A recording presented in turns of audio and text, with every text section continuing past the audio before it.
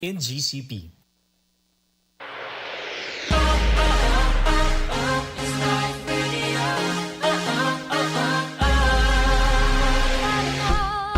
Sumama na sa awitan, programang hatid, siguradong magugustuhan. Balita pang lifestyle, oh, kahit sa drama man sa pamilya approve. Tara na ating pakinggan, salita ng Diyos. Salita ng Diyos. Ilaw ng sanlibutan. Ilaw ng sanlibutan. Hatid namin sa inyo, kaibigan. Pakinggan ito sa himpilan. Your life, your radio, it's live radio, not just video. It's live radio. Your life, your radio, it's live radio, not just video. It's live radio. It's live radio.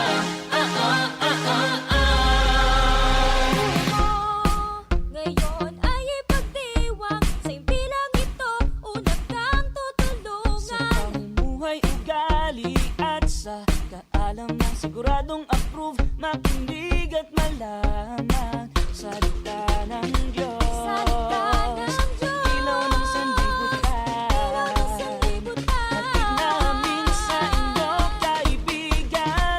Pakinggan ito sa himpilan. Your life, your radio, it's live radio, not just radio. It's live radio. Your life, your radio, it's live radio, not just video. It's live radio. It's live radio. Live radio. Ito ang DZAP 1512 kHz Live Radio, ang pinakamalakas na AM radio station sa Southern Tagalog Region. The following program is a paid broadcast. The statements, topics, and contents of the program are not necessarily the beliefs of this radio station. Unico Quezon, autentikong walang mintis. Sa balita at isyu, sumasagitsit, autentikong walang mintis. Araw-araw, walang patid. Lunes hanggang Biyernes, alas 7 hanggang alas 8 ng umaga sa DZAT Live Radio, 1512 kHz at sa telebisyon. Autentikong walang mintis, Joey Lipa at Nori Karangalan. Sa balita at komentaryo maiinit, kabayan, saan ka ga? Ay dini na sa autentikong walang mintis. Mga balitang hindi gawa-gawa o haka-haka, sa isyu at komentaryo may basihan at totoo. Joey Lipa at Nori Karangalan.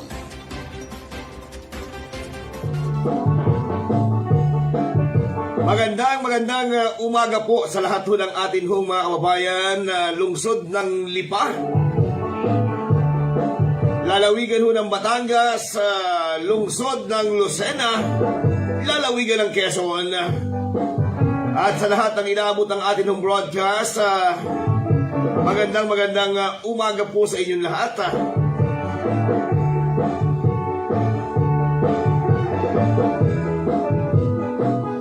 At syempre, batiin ho muna natin. Batiin ho muna natin ng magandang umaga. Si Derek Landicho, si Sheila Fabelion magparangalan. Oy, magandang umaga po ha. At shout out naman dyan. Magandang umaga. Ate Connie at kay Mary Joy. At ganoon din kay Kim Libo Fabelion. Good morning. Magandang umaga, Ate Ningning, at kay Kuya Bobby Magparangalan, konsihal. Magandang umaga sa iyong diyan ho sa barangay Balintawak, Lipasiri. Magandang umaga din po kay Inda Magnaye. Good morning po, Sir Larry. God bless po, ingat po palagi. Maraming salamat po sa inyo.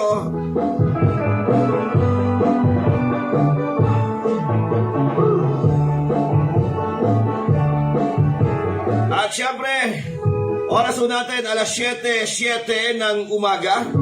At ang bahagi pong yan ay hatid po sa atin ng Primax Coffee Beat Instant Coffee Mix, mga kaibigan.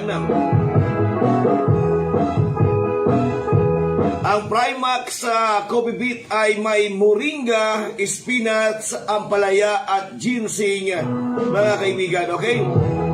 Ito pong kaping ito, ang kapihong may vitamina, mga kaibigan. Okay? Kaya ang Primax Coffee Beat Instant Coffee ay siya hong paboritong kape ng inyong lingkod tuwing umaga. Yan, tanghali at hapunan ho yan, mga kaibigan. Okay?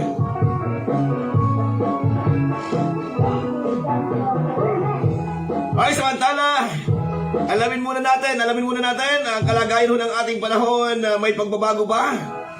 Mayroon pang magbabago sa kalagayan ho ng ating panahon. May bagyo ho ba tayong inaantay?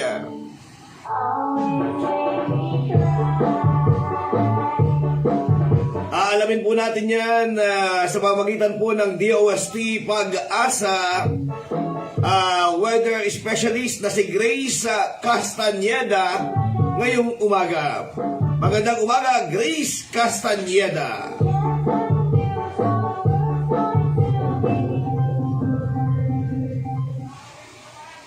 Magandang umaga sa ating lahat. Ngayon ay June 27, 2023 at narito ang update ukol sa maging lagay ng panahon sa susunod na 24 oras.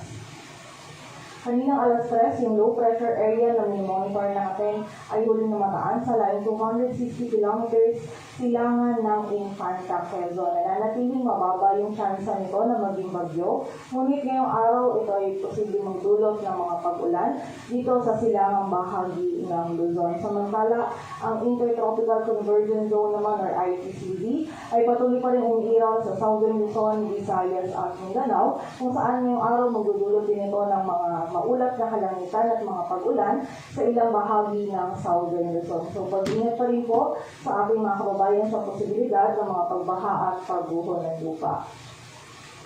At para nga sa maging lagay ng panahon ngayong araw ng Martes, maulat na kalangitan at mga kalat-kalat na pag-ulan, pagkidlat at pagkulog ang mararanasan dito sa bahagi ng Cagayan Valley, maging sa bahagi din ng Mimaropa, Bicol Region, at sa lalawigan din ng Aurora at Quezon. Dulot yan ng LPA at ng ITCZ. So muli po, pag-iingat sa ating mga kababayan sa posibilidad ng mga pagbaha at pagguho ng lupa. Samantala, dito sa Metro Manila, maging sa nalalabing bahagi pa ng Luzon, ay meron tayong mararanasan pa din ng mga isolated ng mga pag-ulan, pagbilat at pagkulog, lalong-lalo na yan sa hapon at gabi, dulot ng mga localized thunderstorms. So wag pa rin po natin kalilimutan yung pananggalang natin sa mga biglaang pag-ulan.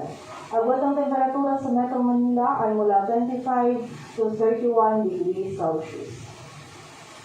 At para naman sa bahagi ng Visayas at Mindanao ngayong araw, ang buong bahagi ng Visayas at Mindanao ay makaranas ng bahagyang maulap hanggang sa maulan na kalangitan.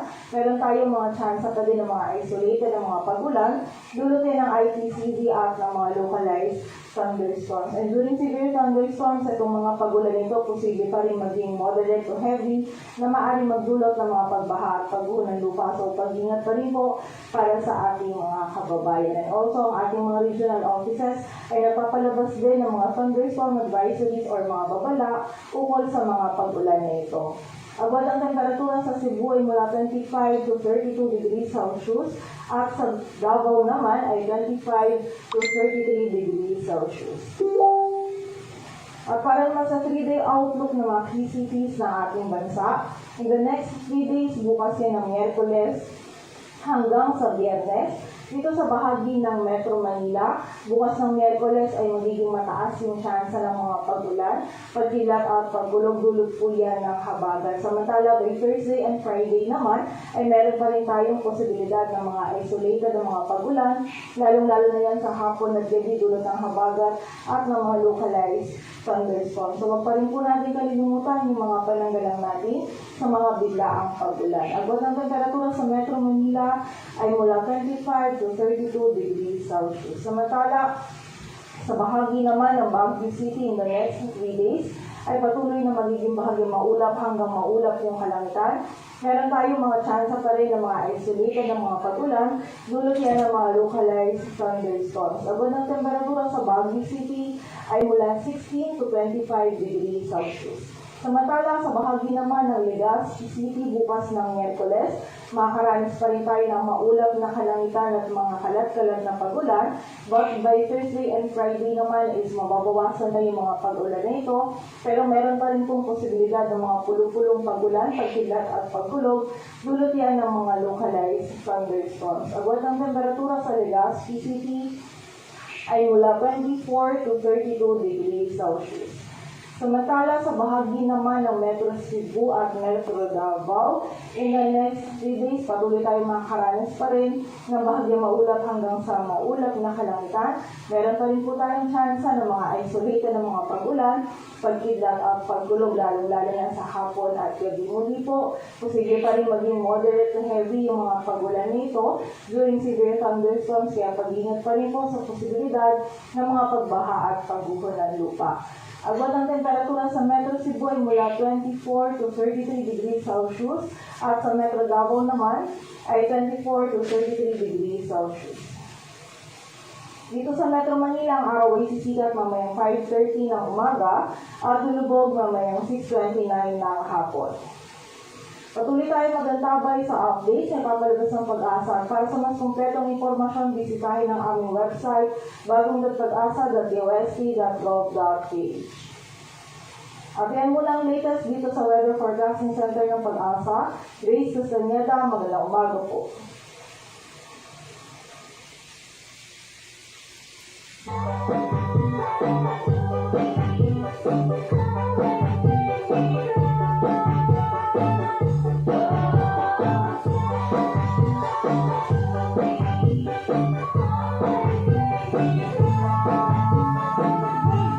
Okay, maraming salamat Grace Castañeda. At ito naman po say no to tobacco and vape smoke advocacy activity sa lalawigan ng Quezon na siyempre naman ay buong puso hong sinusuportahan ng atin hong Governor Helen Tan. Pakinggan po natin mga kaibigan ang pananalita ng mga taong may kinalaman po dito sa Say No to Tobacco and Vape Smoke Advocacy Activity sa lungsod o sa lalawigan ho ng Quezon.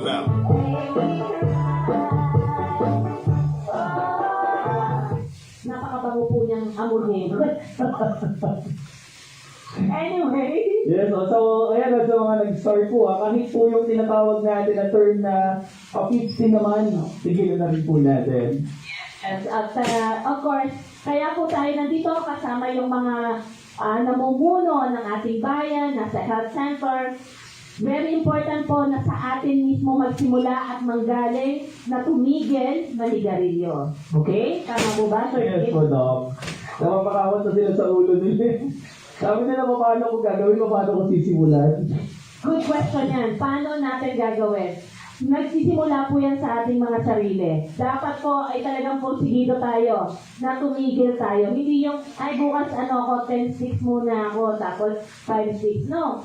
You should think na talagang dapat itigil ito, itigil ang paninigarilyo, eventually, hindi na po kayo maninigarilyo. May tanong lang ako kasi may mga nakakausap ako dati ng mga nakakatanda. Totoo ba na kapag bigla mong pinigil ang paninigarilyo, doon na papasok talaga yung sakit?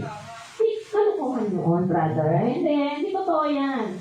Hindi totoo yan. Sa mga kaibigan mo na hindi pa tumitigil kasi natatakot kapag daw bigla nila tinigil, saka daw sila magkakasakit daw. Hindi daw totoo hindi totoo. Hindi totoo yan. Sabi nga ni Dr. Hani Villaluna, healing me softly yan Healing me softly talaga ang paninigarilyo. Yes. So, ito na po. So, ano ang ating next na lecture is, actually hindi lecture, ito na yung highlight ng ating program sa ngayon. Philippine College of Chest Physicians Unified Position Statement on e-cigarettes and electronic nicotine delivery system signing. So for this, I'd like to call yung nanay-nanayan namin dito sa Quezon ng mga pulmonologists. Totoo. Ang figure niya is mother to us. Okay, she is a graduate of BS Chemistry in FEU NRMF, where she also had her degree of medicine and residency of internal medicine. She had her fellowship at Lung Center of the Philippines. She's a fellow of both PCP and PCCP. She's also the past president of PCCP SPC. Let us all welcome Dr. Violeta Reyes. Palakpakan po natin.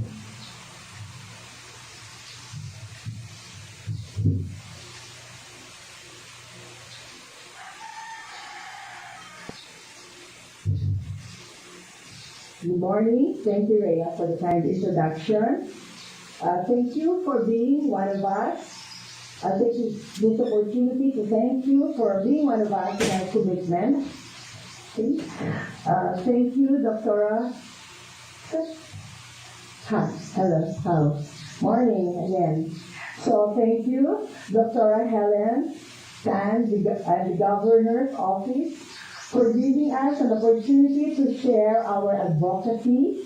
Special thanks also to the PCCP board represented by our Vice President, Dr. Janet Sampson, as well as Dr. Mary Carlin, one of our past presidents of the PCCP, the Philippine College of Chest Physicians, and the Philippine College of Physicians. Now, I'll just be reading to you the position statement of the Philippine College of Chest Physicians on electronic cigarettes, electronic nicotine delivery devices. Next slide, please. So, as a background there on e-cigarettes, e-cigarettes are a form of electronic nicotine delivery device. They deliver inhaled doses of nicotine or non-nicotine to the respiratory system from a vaporized solution without the need for combustion of tobacco. Most e-cigarettes are designed to resemble tobacco cigarettes or other tobacco smoking products, and can give a physical sensation similar to that of inhaled tobacco smoke, as well as flavored vapor. But recently, they are designed to look like everyday items, such as USB flash drives, highlighters, and pens attached to colorful lanyards, vape in hoodies, and even vape watches. Next slide, please. On the safety on e-cigarettes, you've heard a lot of this from the previous lecturer. The chemical composition of electronic cigarette aerosol varies across and within manufacturers. We have the following chemical composition: propylene glycol and vegetable glycerin used in theater fogs, also volatile organic compounds at certain levels that can cause eye, nose, and throat irritation and can cause damage to the liver, the kidney, and the nervous system. Other flavoring chemicals, which are more toxic than others, contain diacetyl that can cause bronchiolitis obliterans or popcorn lungs. They also contain formaldehyde, which is the cancer-causing substance. Next slide, please. So, the Centers for Disease Control and Prevention and state and local health departments are conducting ongoing investigation of the current cluster of vaping-related illnesses. There have been 68 confirmed vaping-related deaths, and there have been more than 2,800 cases of adults and youth experiencing vaping-related illnesses across 49 states, in the United States. Dr. Frank Leone of the American Thoracic Society declared that for years we've known that tobacco cigarettes were dangerous, but short-term use does not send people to the hospital. In the Philippines, we have a first case of e-valley, which is e-cigarette or vaping products used associated lung injury of a 16-year-old female from Visayas who have been noted have used vape for 6 months. And the lung disease associated symptoms can usually mimic common pulmonary diagnosis like pneumonia, but individuals typically do not respond to antibiotic therapy. So individuals usually present for care within a few days to weeks of symptom onset. Next slide, please. For the effect on the young, there is concern that e-cigarettes have the potential to promote smoking among the young. E-cigarettes are novelty products that look like regular cigarettes. They are being marketed in a way similar to regular cigarettes, and they also come in candy-like flavors such as chocolates and fruits with banana flavors, strawberry flavors, and so on, that may appeal to and encourage the young to try these products. Furthermore, they are being sold without age restriction that they may lead the young people to try other tobacco products. Next slide, please. Most cigarettes contain nicotine, the highly addictive drug in tobacco, and nicotine is especially harmful to young people. The human brain keeps developing until around the age of 25. So using products with nicotine under age 25 can harm the part of the brain responsible for memory, attention, and learning. So many young people who use cigarettes also smoke regular cigarettes. There is evidence that young people who use e-cigarettes may be more likely to smoke regular cigarettes in the future. This may pose as a risk to potentially induce the young to become addicted to nicotine. Next slide, please. Regarding quality control of e-cigarettes, currently, e-cigarettes are not manufactured to follow the same rigorous standards as many pharmaceutical products. The US FDA have found different amounts of nicotine in or emitted from e-cigarettes than those contained on the label. And while some e-cigarettes are being marketed as having no nicotine, they do contain nicotine. Because e-cigarettes are not regulated, each brand and batches within a brand may vary in their nicotine content and may therefore impact on results of effectiveness and safety researches. The Philippine FDA warns the public on the adverse health effects and safety concerns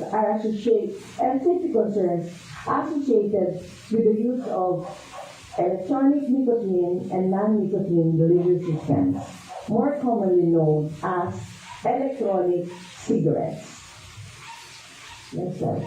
Regarding issues on the normalizing smoking, undermining smoking cessation, and maintenance of nicotine addiction, people who usually use e-cigarettes to stop regular cigarettes assume that e-cigarettes are less harmful.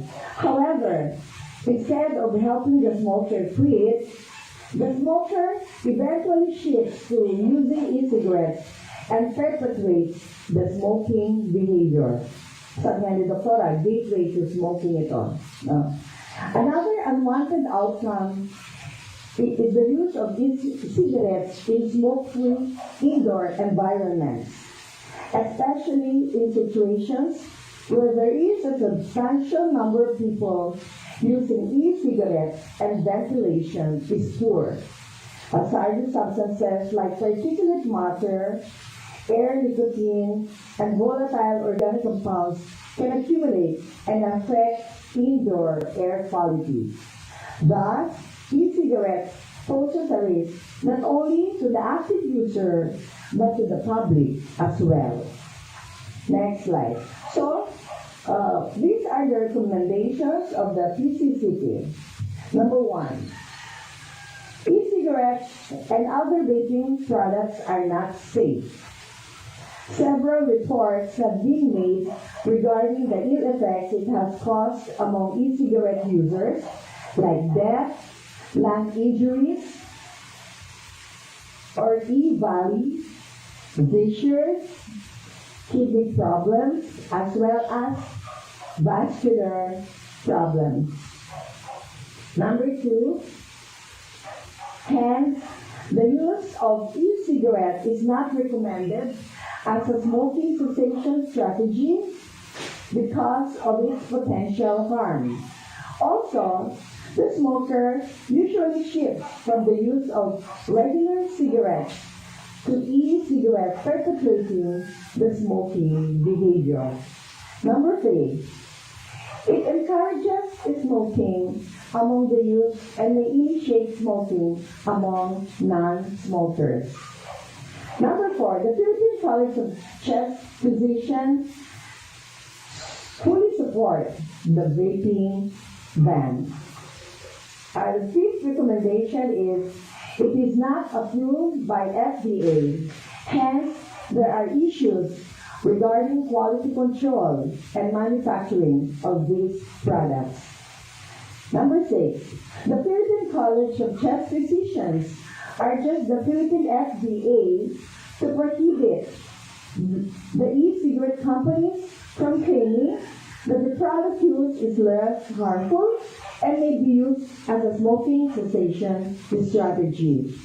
And the last recommendation is the Philippine College of Chest Physicians considers e-cigarettes and vaping products as a harmful and do not recommend its use. For the key messages, several reports have already been made showing that e-cigarettes and other vaping products are not safe. So it has been noted to have caused lung injuries, which are known as E-valley or e-cigarette or vaping product use associated lung injuries.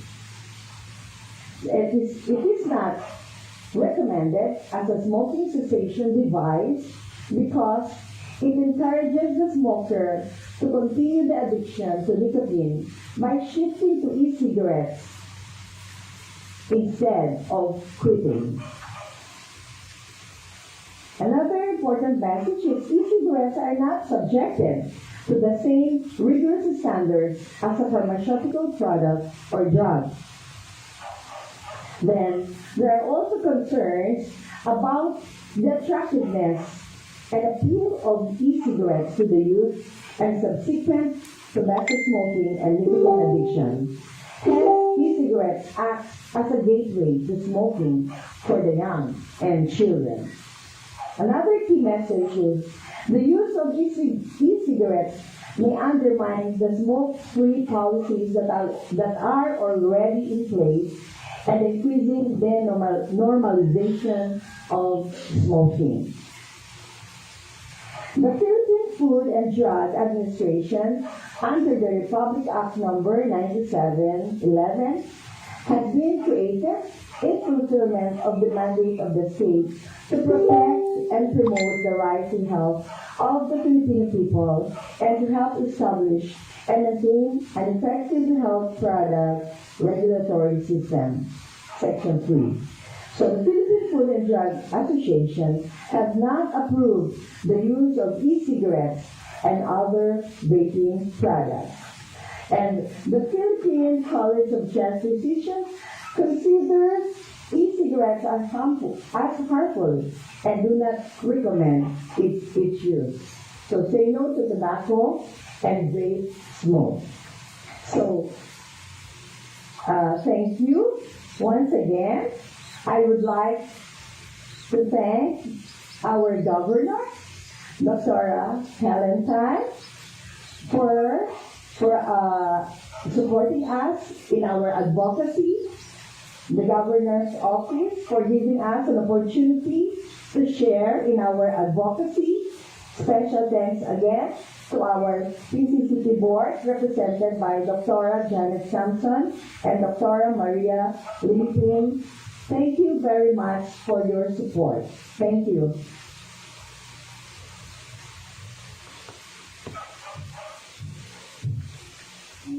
Thank you, Bill.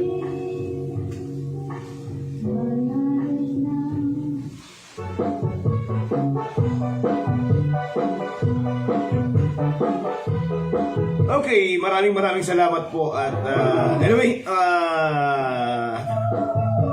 7:33 ng umaga mga kaibigan.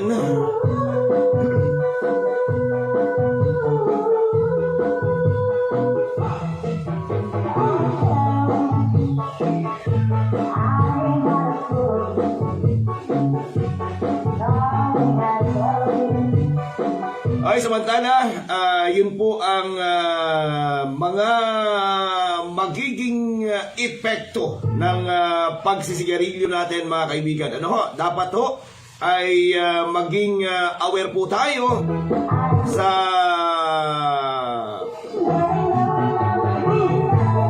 masamang epekto ng paninigarilyo, lalo na ho sa atin hong kalusugan. Okay? Magandang umaga po kay Julie Magparangalan. Good morning pinsan. Shout out kay Michael, doktor ng Dasma. Yan. Oy, magandang umaga po kay Michael, doktor ho ng Dasma. Good morning po. At Julie Magparangalan at Faustino Katibog, magandang umaga kay Agot Lailo. At kay Franz Dison, good morning Sir Larry. Magandang umaga po Franz Dison at kay Konsyal Agot Lailo mga kaibigan. Okay? Samantala, sa kauna-unahang pagkakataon ay ginanap ngayong araw ho ng Lunes, Hunyo 26, ang pagpupulong kasama ang Public Information Officer mula sa iba't ibang bayan ho ng probinsya, pinangunahan ng Quezon Provincial Information Office. Ang nasabing pulong sa pamumuno ni Mr. June Lubid at layo nitong magkaroon ng koordinasyon ng bawat isa para sa maayos at tamang dissemination ng mga impormasyon sa ating mga kalalawigan. Dumalo sa nasabing pulong sina Provincial Administrator Manny Butardo at Executive Assistant Jan Lozano upang ipaabot ang suporta at pasalamat sa mahalagang gampanin na ibinigay ng mga Information Officer. Samantala, nagkaroon naman ng talakayan ukol sa makikipag-ugnayan ng bawat isa tuwing may programang gagamitin sa kanilang bayan. Isa sa mga naging usapin ay ang pagpaplano sa nalapit na Nyug-Nyugan Festival ngayong buwan ng Agosto.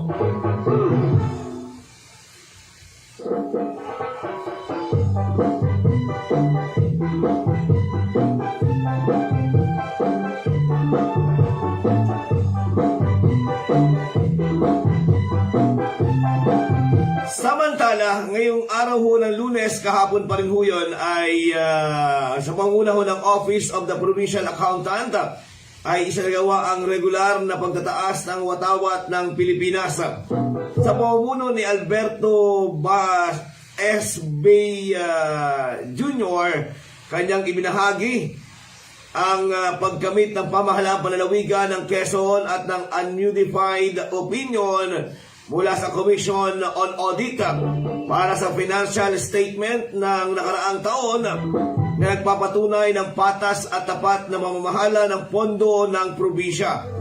Nagbigay ulat rin ang nasabing tanggapan ukol sa mga prosesong kanilang ginagawa para sa mas mabilis na transaksyon ng bawat departamento sa Kapitolyo. Samantala, ibinalita ni Vice Governor Ted Alcala ang panguna ng probinsya ng Quezon sa pang-implementa ng Universal Health Care System na layong maibigay ng mas mabilis na tulong medikal para sa bawat Quezonian. Inilahad naman ni Provincial Administrator Manny Butardo ang pasalamat sa bawat tanggapan para sa may maayos na serbisyo para sa kauunlad ng lalawigan. Oy, bukas 28 bukas, Idil Adha. Oo, ibig sabihin po niyan ay holiday bukas. June 28 mga kaibigan, okay? At bukod ho dyan, ay idineklara ring special non-working holiday sa bayan ho ng Mulan ay sa June 29. So baling 2 araw ho ito June 28 ay obligado ho sila dahil holiday ho yun. Ang June 29, 2023, idineklarang special non-working holiday sa bayan ho ng Mulan ay ito'y kaugnay na selebrasyon ng pagdiriwang ng ika-188 taong kapestahan ng patrong San Pedro Apostol. Kaya wala hong pasok.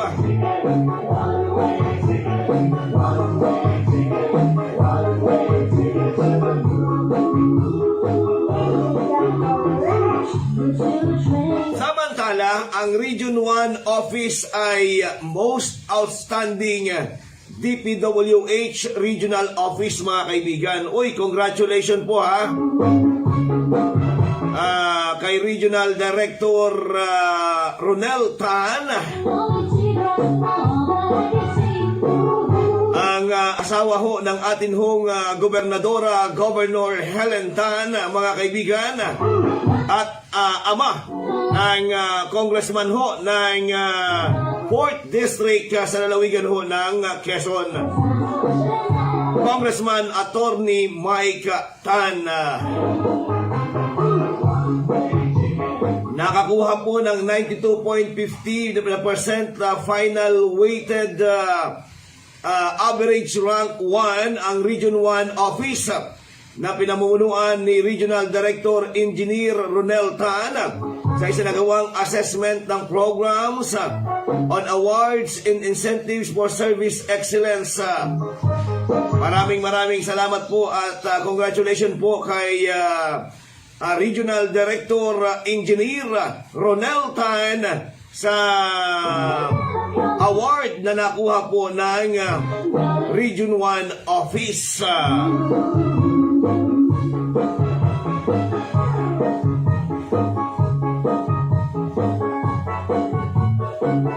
Samantala, MOA signing at turnover ceremony para sa edible landscaping project isinagawa ng Pagbilao Energy Corporation at Pagbilao ng LGU.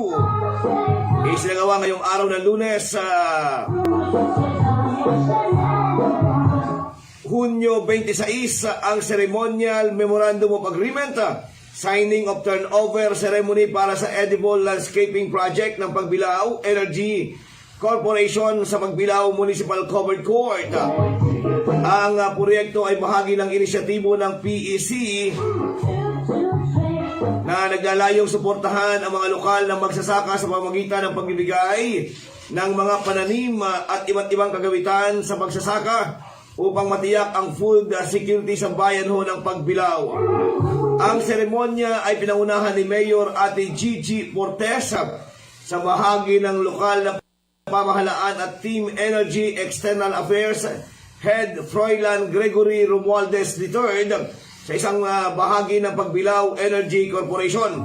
Samantala, pagkatapos ng isinagawang ceremonial MOA o MOA signing at turnover ceremony ay tinungo ng grupo sa pangunguna ni Mayor Portes ang Romualdez ang dalawang vegetable garden na matatagpuan sa barangay Ilayang Bagong Bayan at iba pang bagong bayan para gawin ang aktwal na pag-ani ng iba't ibang mga uri ng gulay. Ang naturang proyekto ay pinatutupad sa 27 barangay at MSK sa naturang bayan.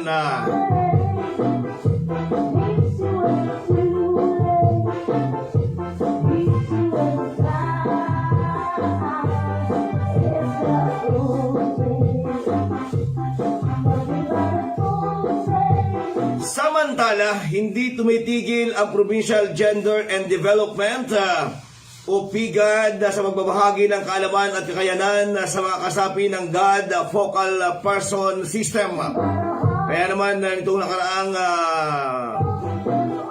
mga linggo ay binigyang pagsanay ng GAD Planning and Budget ng bayan ng Bordeyos. Layunin ng pagsasanay na mapalawak ang pagpapatupad ng mga proyekto, programa at aktibidad sa GAD upang masiguro na makakasunod ang mga lokal na pamahalaan sa paggamit ng 5% GAD budget.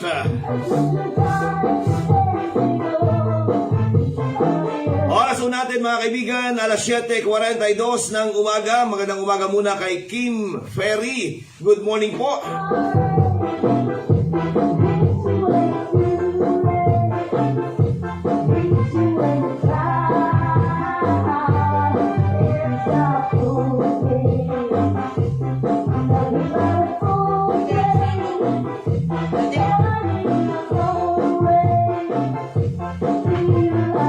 Ay, samantala mga kaibigan,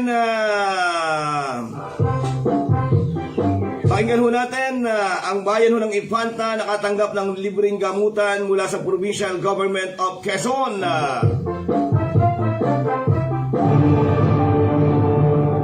Muling pinangunahan ni Quezon Governor Dr. Alentan ang pagsasalawa ng medical, dental at surgical mission ulingap sa mamamayan libreng gamutan ng pamalang panlalawigan. Sa pagkakataon ito, inuno ng gobernador ang bayan ng Infanta. Katulad ng mga naunang medical mission, kabilang sa mga servisyo medikal na dinala sa naturang bayan ay libreng medical check-up, bunot ng ngipin, minor surgery, ENT check-up, UTZ, X-ray, ECG, FBS, urinalysis, CBC, ultrasound, tuli at PCV-13 vaccination.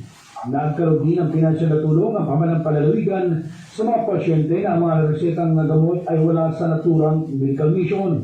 Katuwang sa libreng gamutan ang mga doktor at nurses mula sa Avenue Medical Center, Batangas Medical Center, Rizal Medical Center, Quezon Medical Center, South Luzon, Kuman o Sulcong, Integrated Provincial Health Office at ilang pribadong doktor mula sa University of Santo Tomas.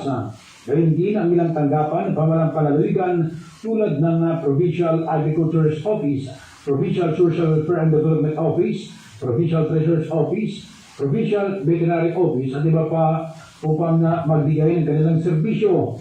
Hinikayat ni Governor Tan ang mga mamamayan na samantalahin ng pagkakataon na libreng gamutan dahil hindi laging babalik-balik ang naturang programa at serbisyo dahil sa lawak ng buong lalawigan. Samantala, nagpasalamat naman ang lokal na pamahalaan ng Infanta sa pamumuno ni Vice Mayor L.A. Ruanto sa pamalang panlalawigan sa paghahatid ng serbisyong medikal sa kanilang bayan para sa kapayapaan ng mga taga-Infanta. Ronda balita mula sa lalawigan ng Quezon. Ako si J.R. Narit, nag-aakit ng mahalagang impormasyon at balitang totoo.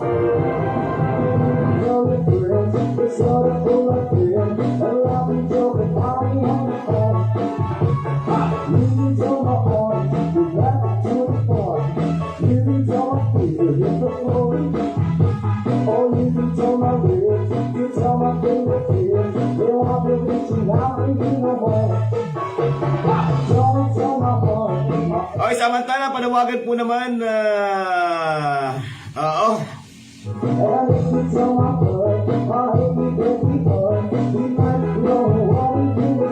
panawagan para ho sa ating mga kababayan sa lungsod ng Lucena. Tulungan ho natin makabalik sa kanyang pamilya si Nanay Lisa Lacerna. Ayon kay Nanay Lisa ay sa ibabang Iam, Lucena City siya naninirahan. Ang kanyang pamilya nang kausapin siya ng mga nakatagpong tanod ng barangay Kamaysa sa lugar malapit sa Graceland. Kasalukuyang nasa waiting shed malapit sa basketball court ng Sitio Gitna, barangay Kamaysa si Nanay Lisa at doon binabantayan ng mga tanod dahil hindi mapilit na isama sa barangay hall. Kung sakaling ikaw ay kaanak o kakilala kay Nanay Lisa Lacerna, ay maaari kayong makipag-ugnayan sa sangguniang barangay ng Kamaysa o tawagan ang hepe ng Bantay Bayan sa 0947 343-6259. Inulit po natin 0947 343-6259.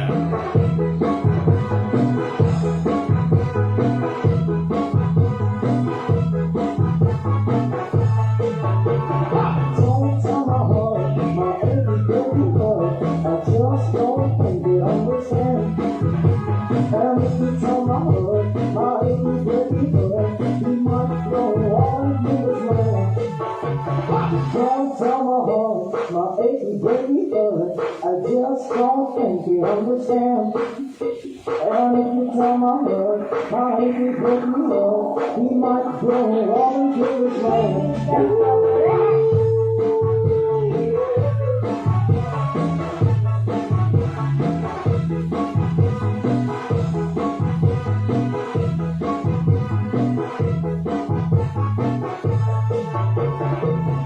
Okay, samantala mga kaibigan, the PNR is looking for additional personnel. Nangailangan po sila ng mga karagdagang tao. Ano ho? Para po sa mga interesadong aplikante.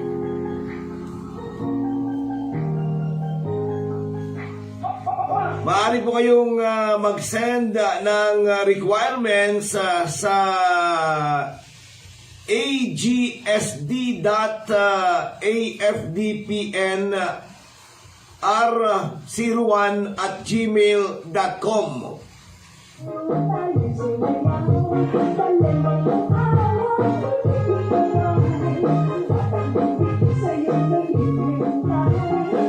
Nangangailangan po sila ng isang gardener.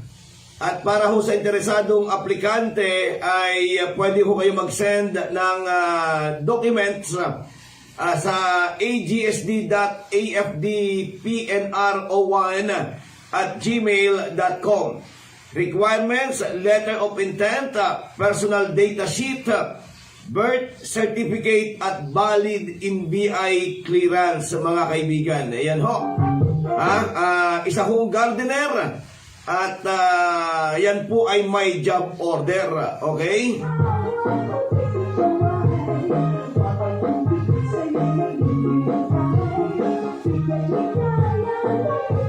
Ang qualification po ay kinakailangan po ay elementary graduate at 1 year relevant experience sa gardening. Training non-required, eligibility non-required. Salary po niyan 570 pesos per day. Aba! Oo, maganda na ho yun. Ano ho? Kaya po yung nais mong mag-apply ng gardener, 570 ho pesos per day ang sahod ho niyan. Okay?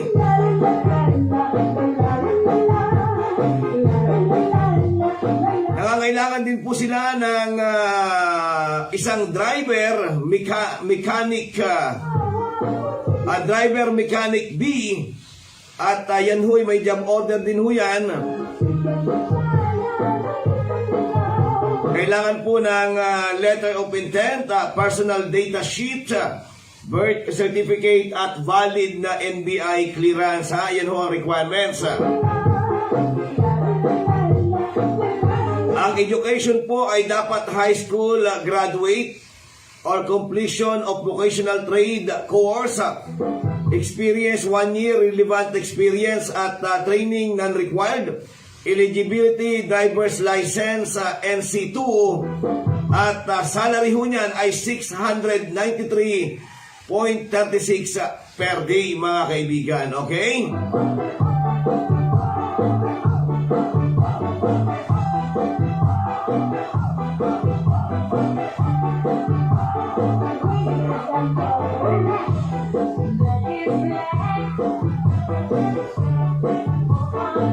Samantala, ika-50 pangkaraniwang pulong na sangguniang panlalawigan ng Quezon, aprobado ang ordinansang nagdideklara bilang municipal Colorectal Cancer Awareness Month ang buwan ng Marso sa bayan ho ng Pagbilao upang mabigyan ng kamalayan ang mga mamayan nito para sa malusog na pangangatawan. Sa ibang usapin na binigyan kapangyarihan ng Sangguniang Panlalawigan si Governor Dr. Helen Tan na pumasok sa isang memorandum of agreement na maging referral facility ang Unisan Rural Healthcare Unit bilang bahagi ng pagpapatupad ng PhilHealth Consulta Package at DOH Primary Care Facility Licensing. Inaprubahan din sa pulong ang ilan sa mga pinadalang ordinansa, executive orders at mga resolusyon ng mga bayan ng lalawigan ng Quezon. Sa uli ay inanunsyo ni Board Member John Joseph Aguibido ang formula o formal na pagbubukas ng selebrasyon ng Nyugnyugan Festival 2023 na magsisimula sa Agosto 9 hanggang 19 at layo nitong magbigay ng pagpapahalaga sa maliliit na magsasakang magdiniyog ng lalawigan ng Quezon.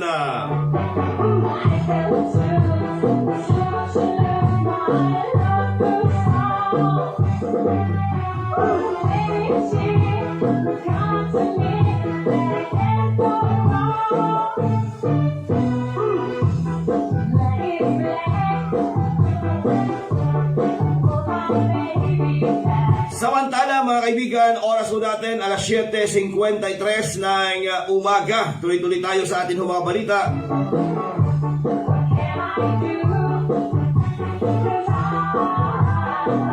Nag-aalab sa saya ang mga Realeños sa pagdiriwang ng ika-60 founding anniversary ng kailang bayan ngayong taon na may layuning alalahanin ang nakaraan at tagumpay ng kanilang mga ninuno. Sa ikatlong araw ng selebrasyon, hindi nagpainda sa tirik ng araw ang mga kalahok ng parada at street dancing upang bigyang kulay ang bawat sulok ng kalsada sa nasabing bayan. Personal namang nakisaya si Governor Dr. Helen Tan at ang kanyang ikinatuwa ang matibay na pagkakaisa ng bawat mamayan para sa maayos na daloy ng pagdiriwang ng Araw ng Real.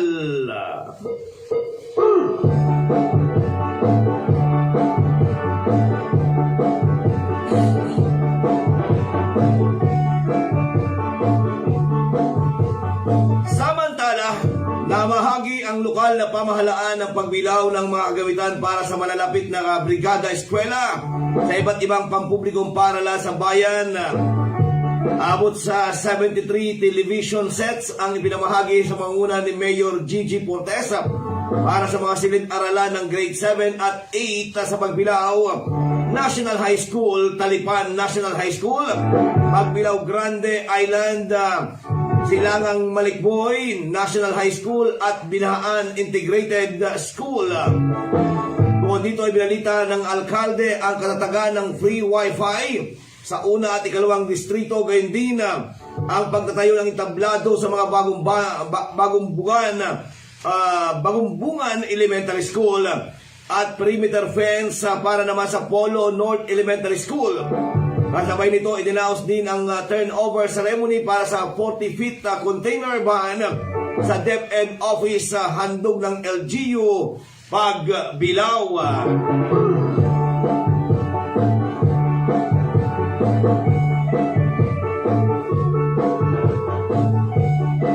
Samantala, tampok sa isinagawang selebrasyon sa ika-64 na founding anniversary ng Panukulan, Quezon, ang Governors and Congressman's Night, kung saan ay nagbigay aliw ang mga national at local artists sa mga residente na nasabing isla na ginanap sa covered court dito.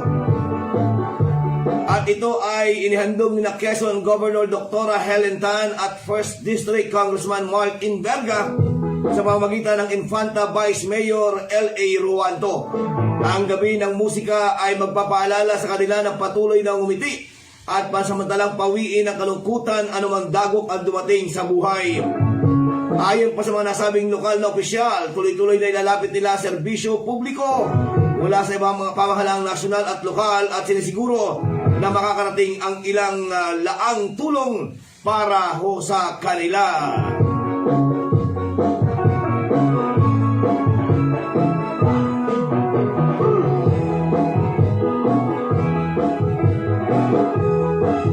At